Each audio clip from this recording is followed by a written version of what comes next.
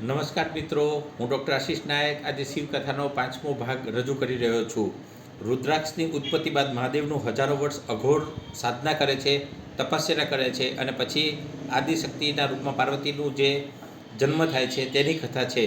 જ્યારે મહાદેવ સતીના વિરહમાં વિરક્ત થયા અને આંસુઓમાંથી રુદ્રાક્ષની ઉત્પત્તિ થઈ હતી. મહાદેવે હિમાલયની આગળ એક સુમસાન ગુફા તરફ પ્રયાણ કર્યું અને અલગ અલગ રુદ્રાક્ષના ફળ કથન પ્રમાણે આગળ ભાગ 4માં જણાવ્યું તે પ્રમાણે જોયું હતું. જેમ જેમ મહાદેવ આગળ ચાલવા લાગ્યા તેમ વૈરાગ્યની અસર બધી વસ્તુઓનો ત્યાગ કરવા લાગ્યા.